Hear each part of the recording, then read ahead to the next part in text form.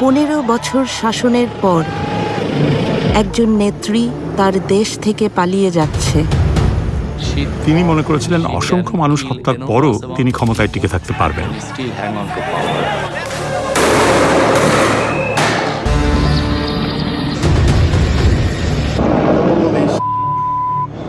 15 বছর শাসনের পর একজন নেত্রী তার দেশ থেকে পালিয়ে যাচ্ছে। তিনি মনে করেছিলেন অসংখ্য মানুষ হত্যার পরও তিনি ক্ষমতায় টিকে থাকতে পারবেন।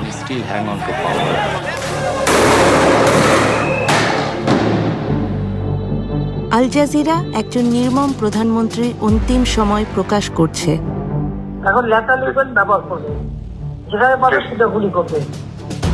শেখ হাসিনার ক্ষমতায় থাকার লড়াইয়ের শেষ প্রহর। তিনি সেনাপ্রধানকে জিজ্ঞাসা করেছিলেন যে আপনি এই লোকজনদের গুলি করে সরাচ্ছেন না কেন? পুলিশ খুব ভালো কাজ করছে, তারা মানুষ মারছে।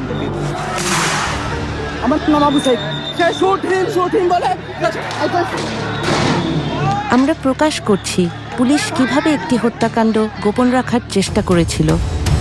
পিছন দিয়ে আমার ভাইয়ের লাশ নিয়ে যা পোস্টমর্টম করছে করে আমরা জানি কোনোদিনও বিচার না পাই। আর যে চিকিৎসক মিথ্যা বলতে অস্বীকার করেছিলেন। কিন্তু সাইদ হেড ইনজুরির জন্য মারা যায়নি, পুলিশের গুলিতে যেহেতু মারা গেছে। সহিংসতায় হাজার হাজার পরিবার ছিন্ন ভিন্ন হয়ে গেছে। আমি ঘৃণার বহিঃপ্রকাশ দেখছি। মানুষ আক্ষরিক অর্থেই তাদের ঘৃণা এখানে ঢেলে দিয়েছে। জুলাইয়ের 36 দিন, যে মাস শেষ হবার নয়। এই বাশার হাসিনার যে মসনদ সেটাকে একদম ভেঙে তছনছ করে দিয়ে যে তারা আর কখনো কাউকে হাসিনা হয়ে উঠতে দিবে না।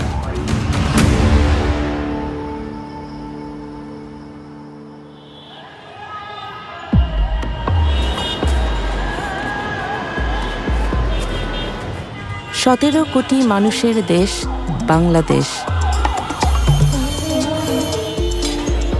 এর 1/3 তরুণ, কিন্তু তাদের কাজের সুযোগ খুবই সীমিত।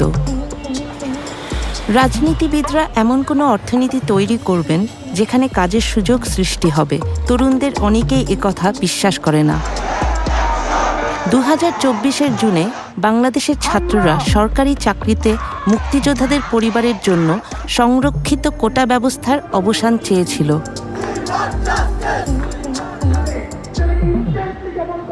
এবং এই কোটার মাধ্যমে তার যারা পছন্দের লোক তাদেরকে মূলত এক্সট্রা ফ্যাসিলিটিস দেওয়া হয়, যার ফলে এখানে মেরিটোক্রেসির ভিত্তিতে একজন শিক্ষার্থী তার যে ন্যায্য বুঝে পাওয়ার কথা ছিল সেটা সে পাচ্ছে না।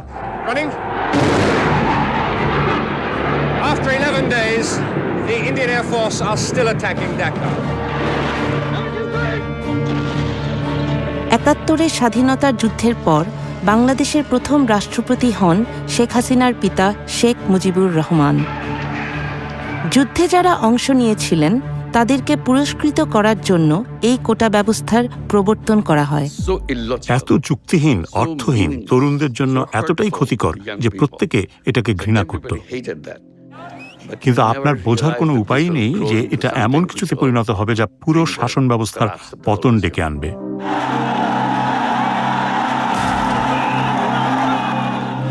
স্বাধীনতা যুদ্ধ এবং সেই যুদ্ধে তার বাবার ভূমিকা হয়ে ওঠে শেখ হাসিনার রাজনীতির মূল বয়ান। তিনি ভাবতেন এই দেশের স্বাধীনতা তার বাবা এনেছে, এই দেশ তার পৈতৃক সম্পত্তি। তিনি ভাবতেন এই দেশ তার রাজতন্ত্র। বাংলাদেশের রাজনীতির ইতিহাস সহিংস। 1975 সালে হাসিনার বাবা এবং পুরো পরিবার একটি রক্তাক্ত সামরিক অভ্যুত্থানে নিহত হন।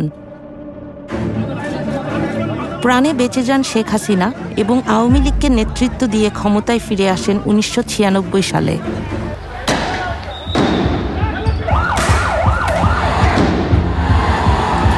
এরই মধ্যে রক্তক্ষয়ী লড়াই শুরু হয়ে গেছে।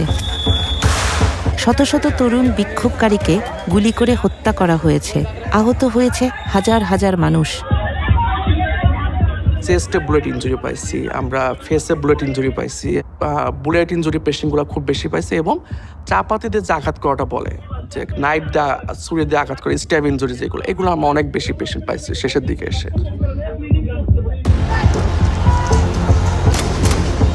ছাত্ররা আর চাকরির জন্য বিক্ষোভ করছিল না, তারা হত্যার বিচার চাইছিল। তারা আর কোনো হাসিনার গুলি অথবা কোনো তার ল এনফোর্স এজেন্সির যে হচ্ছে গুলি, এগুলোকে কোনো কিছুকে তারা তোয়াক্কা করছে না। তারা হাসিনার পতনের দাবিতে তারা সামনের দিকে এগিয়ে যাচ্ছিল, আত্মবিশ্বাস ছিল আমরাই এক্ষুনি হাসিনার পতন নিশ্চিত করব।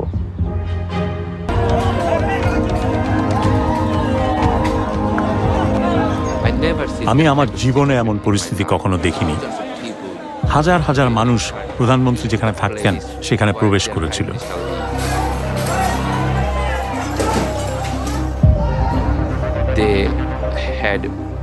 তার উপর তাদের প্রচণ্ড রাগ ছিল। তারা বলে যে আমরা অবশ্যই সেসব জিনিস সংগ্রহ করে স্মৃতি হিসাবে রাখব, যাতে আগামীতে যেই রাজনীতিবিদরা আসবে তারা যেন বুঝতে পারে আমাদের সাথে যদি হাসিনার মতো আচরণ করা হয় তাহলে আমরা আপনাদের সাথেও একই কাজ করব। আমি ন্যায় বিচারের জন্য লড়াই করব, শেষ নিঃশ্বাস পর্যন্ত লড়াই করব। আমি জানি না আমি ন্যায় বিচার পাবো কিনা। আজকে যদি আমার জায়গায় আমার ভাই থাকতো, সেও এটা ছেড়ে দিত না। তাহলে আমি তাকে কি জবাব দেব? তাহলে আমি তাকে এতটুকু বলতে পারবো যে আমি ন্যায় বিচারের জন্য লড়াই করেছি। দেশটা স্বাধীন না হওয়া পর্যন্ত তোরা ছাড়ি দেন না, সেই ছাত্ররা দেশটা স্বাধীনই করছে। স্বাধীন করার সূত্রটা তো আমার ছেলের কাছ থেকে। এখন আমাদের চাওয়া হইতেছে পরবর্তী যে সরকার আসবে উনি যেন মানে ন্যায় নিষ্ঠার সঙ্গে থাকে, কোনো স্বৈরাচার সরকার যেন আর গঠন হইতে না পারে, কোনো ন্যায্য অধিকারের জন্য কোনো মা বাবার বুক খালি না হোক, কোনো বোনের ভাই না হারাক। আমি এটা বাংলাদেশের যারা পরবর্তী গভর্নমেন্ট আসবে যেন এই দেশটা পরিষ্কার পরিচ্ছন্ন থাকে, শান্তিপ্রিয় থাকে, এবং যারা এই দেশের জন্য, এই মাটির জন্য যুদ্ধ করছে, শহীদ হয়েছে, আহত হয়েছে, তাদের মনোবাসনাগুলো যেন সরকার পূরণ করে, এটা আমি চাই।